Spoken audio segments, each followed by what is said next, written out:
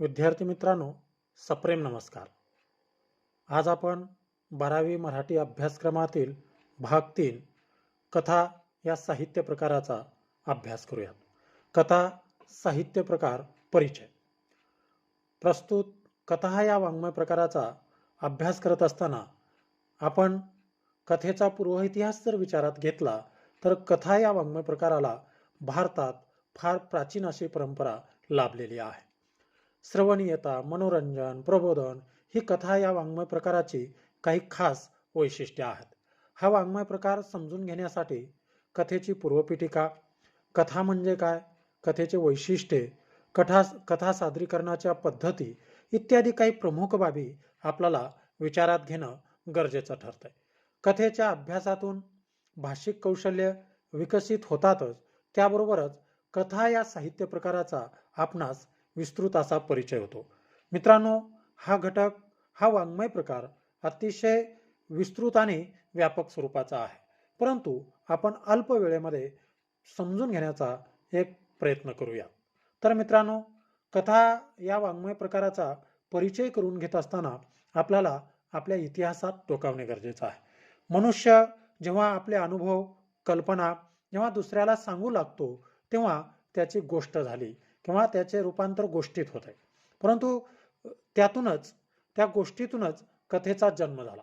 कथा या शब्दाचा शब्दशः जर आपण अर्थ घेतला तर कहाणी, हकीकत, गोष्ट असा घेतला जातो.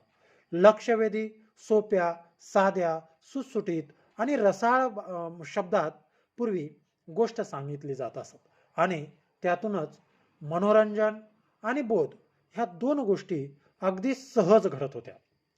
आणि या कथा या वाङ्मय प्रकाराला मोठी मौखिक परंपरा लाभलेली आहे. या मौखिक परंपरेतूनच कथा या वाङ्मय प्रकाराला लोकप्रियता लाभत गेली आणि त्या कथा हा वाङ्मय प्रकार समाज व्यवस्थेमध्ये, पर्यायाने साहित्य व्यवस्थेमध्ये रुजत गेला. कथा हा शब्द कसा निर्माण झाला तर कथ या मूळ धातूपासून कथा हा शब्द रूढ झाला आहे. भारतात या साहित्य प्रकाराला तर फार मोठी परंपरा आहे. कथा म्हणजे काय मग? आता आपल्याला समजून घ्यायचं आहे की कथा म्हणजे काय. तर प्रारंभी एखादी गोष्ट शिकण्यासाठी किंवा शिकवण्यासाठी कथा सांगितली जात असत. नंतर त्याचा उपयोग मनोरंजन, प्रबोधन करण्यासाठी होऊ लागलं आणि मग एखादा आशय, विषय विशिष्ट पद्धतीने मांडून चित्ताकर्षक घटना त्यामध्ये रंगवून त्या सादरीकरण केल्या जाऊ लागल्या. त्यातूनच कथा हा वाङ्मय प्रकार रूढ झाला. कथेत घटना असतात, कथानक असते, तिच्यात पात्रे असतात, स्थळ, काळ यांचाही उल्लेख त्या ठिकाणी केलेला असतो. विषयानुसार तिच्यात विशिष्ट वातावरणही असते, समर्पक निवेदन शैली असते. त्याचबरोबर निवेदन, ती भाषा शैली एका निश्चित अशा उत्कर्ष बिंदूपर्यंत पोहोचलेली असते, ज्याला आपण क्लायमॅक्स असं संबोधतो. या सर्व घटकांनी युक्त अशा कथेला शेवटी समर्पकता असते आणि त्याला समर्पक शीर्षकही दिलेलं असतं. तर मग आता नेमकं कथा म्हणजे काय? तर व्याख्याच्या स्वरूपात आपण जर समजून घ्यायचं झालं तर आपल्या लक्षात येईल की एका विशिष्ट स्थलकाली पात्रांच्या परस्पर संबंधातून घडलेल्या घटनांचे एखाद्या विशिष्ट हेतूने उत्कंठावर्धक चित्रण म्हणजे कथा होय. तर ही प्रस्तुत जर व्याख्या आपण विचारात घेतली तर आपल्या लक्षात येईल का एका विशिष्ट स्थलकाली पात्राच्या परस्पर संबंधातून, त्याच्यात काही ठराविक मोजकी पात्र असतात आणि त्यांच्या संबंधातून घडलेल्या घटनांचे विशिष्ट हेतूने केलेले उत्कंठावर्धक, जी घडलेली घटना आहे त्या घटनेचं विशिष्ट असा हेतू नजरेसमोर ठेवून केलेलं उत्कंठावर्धक चित्रण म्हणजे कथा. आता कथा म्हणजे केवळ प्रसंगाचे वर्णन नाही किंवा व्यक्तीचं चित्रण नाही किंवा एखाद्या विचाराचा परिपोष नव्हे, तर मग काय? तर कथा म्हणजे पात्रे, प्रसंग, संघर्ष, गुंतागुंत, वातावरण, विचार, भावना, निवेदन शैली अशा सर्वांचे एक सुसंघटित असं प्रकटीकरण आहे. या सगळ्या गोष्टी त्याच्यामध्ये प्रामुख्याने आलेल्या असतात. मग त्या कोणत्या? तर ते प्रसंग आहे, पात्रे आहेत, संघर्ष आहे, गुंतागुंत आहे, भावना आहे, विचार आहे, निवेदन शैली आहे, हे सगळे घटक जेव्हा एकत्र येतात आणि त्यांचं संमिश्र असं प्रकटीकरण, सादरीकरण होतंय, तेव्हा आपण त्याला कथा असं संबोधत असतो. आता या कथेची पूर्वपीठिका आपण काही अंशी समजून घेण्याचा प्रयत्न करूया. 1890 मध्ये श्रेष्ठ कादंबरीकार ह. ना. आपटे यांनी करमणूक साप्ताहिकाची सुरुवात केली आणि या साप्ताहिकातून त्यांनी दैनंदिन जीवनाशी संबंधित साध्या व हृदयस्पर्शी कथा प्रकाशित केल्या आणि तेथून त्या कथेचं स्वरूप पुढे हळूहळू काय होत गेलं, बदलत गेलं आणि अभिव्यक्तीत बदल झाला. अधिकाधिक विषयांना स्पर्श या कथा या वाङ्मय प्रकारातून होऊ लागला. म्हणूनच हा वाङ्मय प्रकार कालांतराने बहुआयामी असा बनला. अशी ही कथेची जी परंपरा आहे फार दीर्घ स्वरूपाची आहे. मानवी जीवनाचे विविधांगी दर्शन घडवण्याचे कुवत या कथा या वाङ्मय प्रकारामध्ये प्रामुख्यानं सामावलेली असल्याचं आपल्याला पाहायला मिळतं.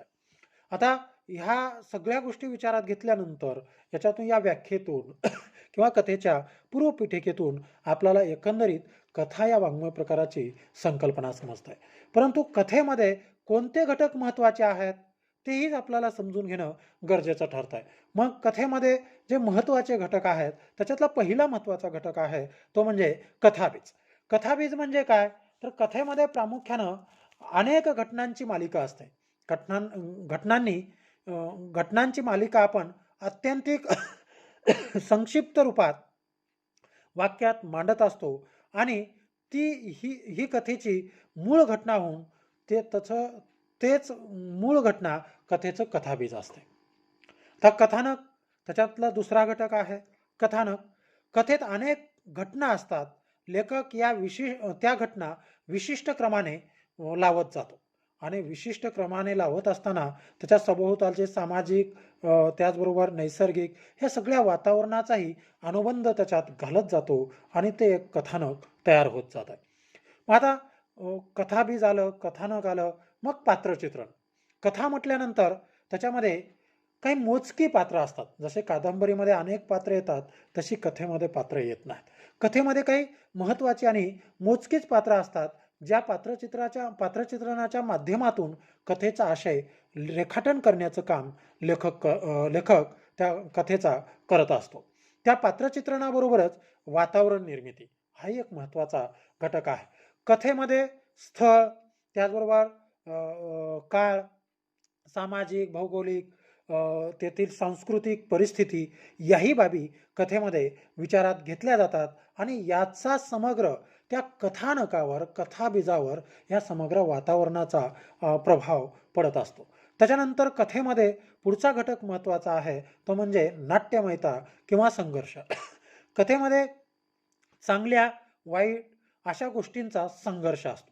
त्यातूनच नाट्यमयता निर्माण होत असते. वातावरणाच्या संघर्षातून सुखात्मिक, दुःखात्मिक अशा संघर्षातून कथेमध्ये एक प्रकारची नाट्यमयता निर्माण झालेली असते. त्याचबरोबर पुढचा घटक जो आहे तो संवाद. कथेतील संवाद हे आकर्षक, वाचकाच्या भावविश्वाला स्पर्श करणारे, कथानकाला प्रवाही ठेवणारे, पात्रांच्या स्वभाव धर्मानुसार परिस्थितीजन्य स्वरूपाचे त्याच्यामध्ये संवाद मांडलेले असतात आणि मग ह्या संवादाच्या माध्यमातून कथेला एका वेगळ्या प्रकारची उंची लाभलेली असते. त्याच्या पुढचा आणि शेवटचा महत्त्वाचा घटक म्हणजे भाषाशैली. कथानक भाषेच्या मदतीने साकार होत असतं. कथेतील पात्रांच्या स्वभाव वैशिष्ट्यानुसार, कथेतील वातावरणानुसार भाषेची योजना केली जाते. कथाकार त्याचा दृष्टिकोन, त्याचे अनुभव घेण्याची पद्धत यानुसार कथेचं भाषानुरूप आणि शैलीविशेष निश्चित होत जातात. साधारणतः भाषा, प्रमाण भाषा, बोलीभाषा यांची सरमिसळ केली जाते. तसेच कथा परिपूर्ण बोलेभाषेतही लिहिली जाते. कथेमध्ये भाषाशैली ही खूप महत्त्वाची आहे. तो कोणत्या घटकाचं समाजाचं चित्रण आहे. आपण अण्णाभाऊच्या कथा वाचल्या तर इतर मागासवर्गीयांचं जगणं आणि त्यांच्या भाषा त्याच्यामध्ये येतात. ह. ना. आपट्यांच्या कथासंग्रह आपण जर विचारात घेतल्या तर मध्यमवर्गीयांचं जगणं त्याच्यामध्ये आलेलं असतं. त्यांच्या तोंडची भाषा त्याच्यात आलेली असते. म्हणजे कथानकामध्ये भाषाशैलीला महत्त्वाचं स्थान असतं. याचाच अर्थ ह्या घटकातून म्हणजे कथाबीज आहे, कथानक आहे, पात्रचित्रण आहे, वातावरण निर्मिती आहे, संवाद आहे, भाषाशैली आहे. ह्या सगळ्या घटकातून कथा ही बनलेली असते किंवा कथा तयार झालेली असते. आता हे सगळ्या घटकाशिवाय कथेमध्ये प्रारंभ, मध्य, शेवट कथेचे सर्वसाधारणपणे असे 3 टप्पे पडतात. सुरुवातीला कधी विरोधाभासातून, कधी पात्रांच्या परस्परी विरोधी भूमिकेतून, परिस्थितीजन्य प्रसंगातून, तर सुरुवात कधी नाट्यपूर्ण, तर कधी विनोदी, कधी तीव्र उत्कंठा वाढवणारी अशा माध्यमातून कथेची सुरुवात, मध्य हा कथेला बांधून ठेवणारा किंवा रसिकांना बांधून ठेवणारा असतो.